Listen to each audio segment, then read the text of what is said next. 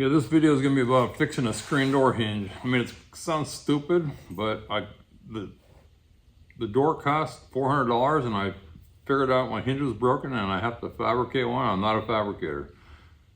But on another note, the Galaxie, if you've been watching on the Galaxie, I made 2 parts on the engine, but I decided part 3, which I haven't made yet.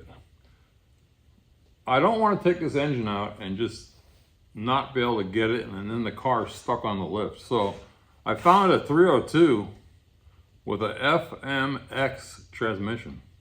I don't know anything about FMX transmissions, but it might bolt right in. So my plan is, I think this is my plan.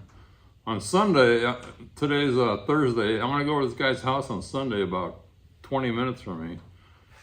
He's got a 302, a running 302 in I think it's a 69 LTD. And it's got it's got electronic ignition. It's got the alternator down low where I want on the 289. I think a 302 block is a bolt-in. I'm not sure. But what I learned is, let's see, how do I put this? A 289 engine in like 64 and a half or 64, right about that year, 65, I'm not sure. And I talked about this maybe in my video. The transmission, the transmission is 5 bolt. That'll make sense later, I guess, when I get the other. But the newer blocks and the 302 are 6 bolt. Meaning that there's 6 bolts in the bell housing into the block. So what that's gonna mean, I don't know. I'm gonna have to pull this engine and this transmission and we'll just see what happens. And the engine, let's see, so he said that, again, it's a running engine. I've heard it run, the guy's a mechanic, whatever that means. But it's a running engine. And the part of the deal is I get the engine, anything that's on it, so I can just bolt it right in. You know, alternator, carburetor, exhaust manifolds, power steering pump, everything. And the transmission, which I didn't really plan on, but I don't think my transmission will bolt up to the 302. We'll find out. So I said, you know, I want your transmission too. The cross member, I'm not sure if a FMX cross member is the same as a C4 transmission. The drive shaft, any linkage for the transmission. It's an automatic column. So that's what's going on with the car. But in the meantime, I'm working on this, and if you watch this video or in the beginning, you're gonna see a broken hinge. This is just kind of killing my time, but really in the last video, let's see, what did I do? Oh yeah, I raised the door up. But anyway, we'll get back to, that's what this is about. Yeah, getting back to that last video. So anyway, here's the door. And this is the piece that bolts to it. You just reach in here, push there, spring inside, and this thing will pop out this way. Really weird design. I think this is an Anderson door. Again, I like to fix stuff. So to buy one of these is like 400 bucks. But all I need is a sticking hinge. The top hinge that was broken. I noticed that because the door wasn't closing right. I know I keep saying this, but my videos are just for people that like to fix things. It doesn't matter what it is, cars, washing machines, whatever. But here's the inside of that hinge. Pushing on this, and then the hinge pops out. There's a lot of strange things to try to fix. It's endless. Okay, I don't think they sell these, and they don't give enough dimensions. It's got this weird angle, this 45. I can't, so I gotta make one of these. Trying to use what I have. I got this old dipstick that I used in the car, a piece of it left. It's just about the same diameter. It's not quite as thick. Then I have this.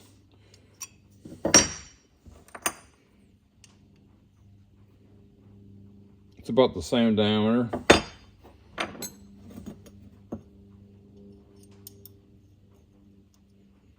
But that won't fit inside.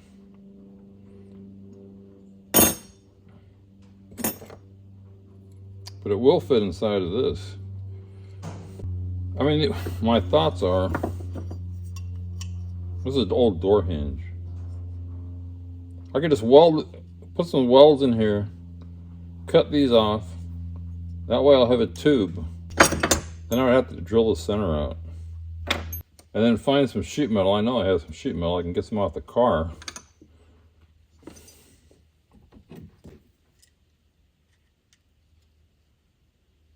To 1/16. I guess I should put the pin through here to keep it lined up.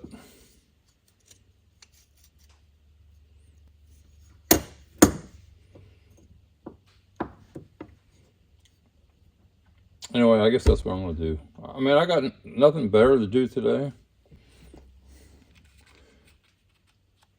And I don't want to buy a new door. But that angle is what I got to have.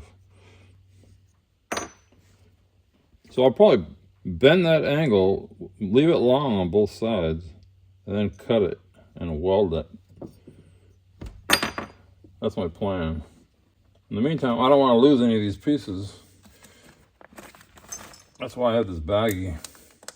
Trying to replace these little weird pieces, good luck. So that's what I'm going to do.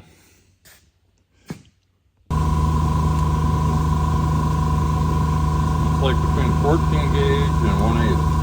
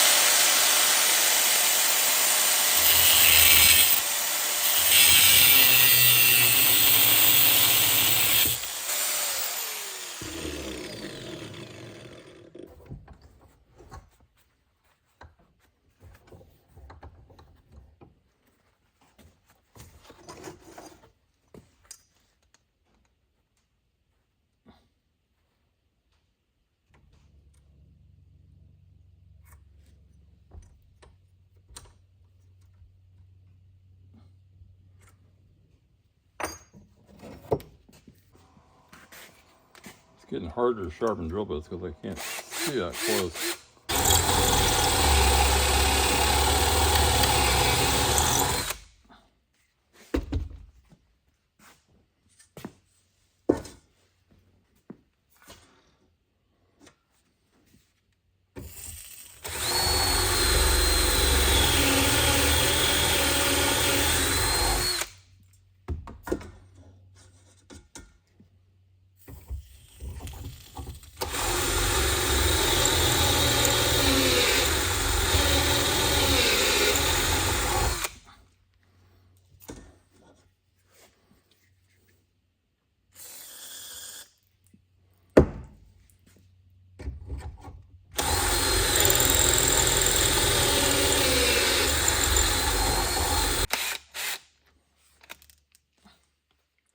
Can't get it loose.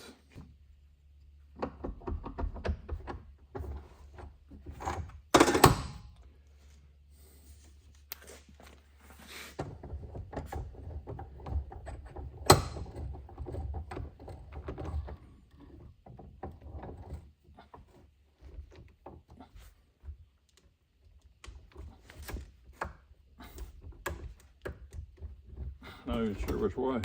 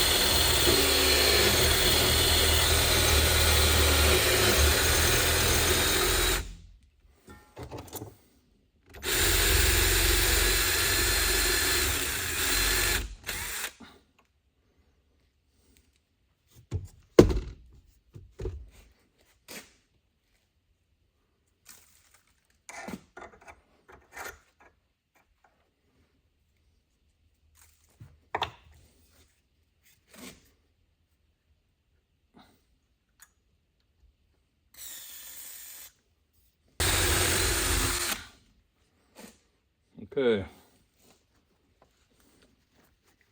Finally.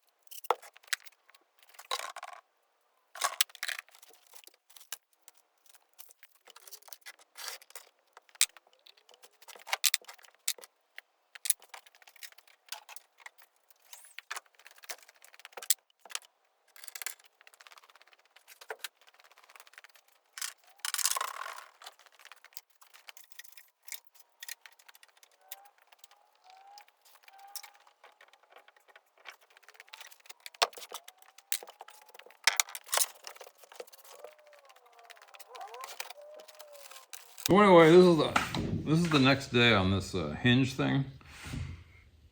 I made a new hinge. I was getting ready to put it on the door, and again, I hope I'm in the view. You see this one? That's one of the good ones. I noticed that it was hitting right here. I just need to shave down that weld right there. But to take the hinge off, and this is how this whole thing got started, is that I couldn't find a hinge for this door. I think this is an Anderson, but when I looked at the pictures, it just didn't match.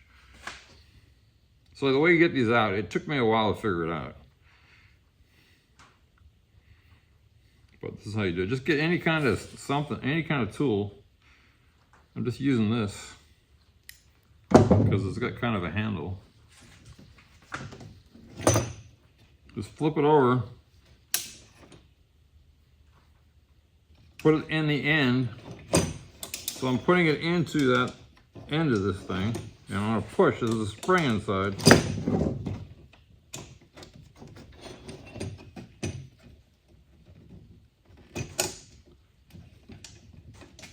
And it pops out. So they do sell hinges on Amazon for like, the cheapest I can find is like $8 plus $8 shipping, but it just doesn't look right. So I decided to make one. So anyway, I'm adding this section right here just to show you how to get the hinge out. Because I don't think I could find a video on how to get the hinge out. Everybody just replaces this whole piece. Or no, that's it. That's what I've seen. Or the pin or something's different is inside the hinge is bad. Well, in my case, the hinge was broken. So these pieces, again, if I did not go over this, I can't remember. You put this piece in first. It's like a sleeve.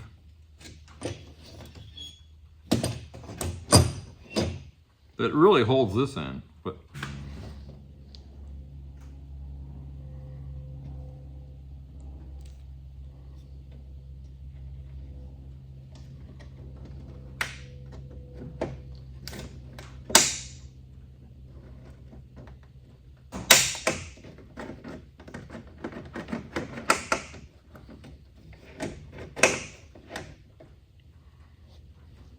yeah, that's fine. It looks like this should bend down a little bit.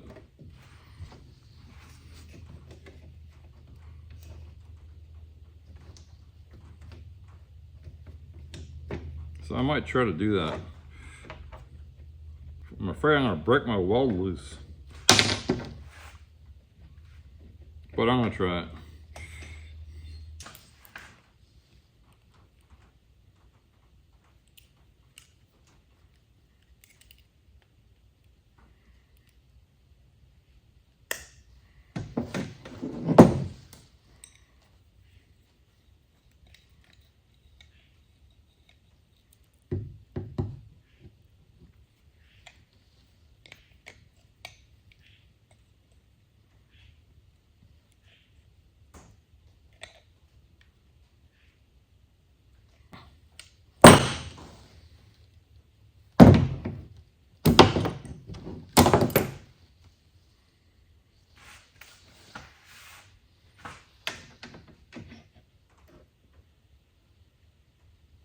Yeah, I think it's close enough.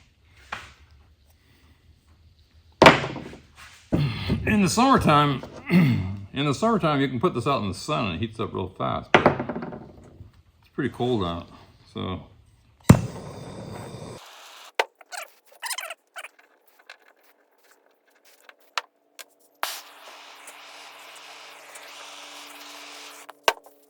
Come back down here tomorrow and get it. And if I do any more on this video, it'll just be installed. But I'm not a fabricator. Making this stuff is not simple. Not for me anyway. Yeah, the other thing on the Galaxie, if I put this in this video, I just thought of this. The deal I have with this guy is he can't pull the engine until I go down there. Because I want to be there, because he's got a lift. I want to take pictures of how exactly everything is. That's the hardest part with cars. That's why you see so many cars that are disassembled and people selling them. They can't remember how to put them back together. So being a different engine and a different transmission and different water pump maybe and alternator and electronic ignition, I want pictures of everything. So that's the deal. I'm gonna go over there. He's gonna call me up. He's gonna have the car on a lift. I'm gonna go underneath, take all kinds of pictures. It doesn't matter how many. What matters is if I don't take enough. And then he's gonna lower it back down. I'll take a ton of pictures again. It doesn't matter. It's all free. There's no film nowadays. So that's what I wanted to say. Take pictures. I know I say it over and over. You can't do enough pictures. And that's another reason I do videos, is for me. When I put things together, sometimes I gotta go back and look to see how I took it apart. And I've watched other YouTubers, they say the same thing. They have to go back and review the videos.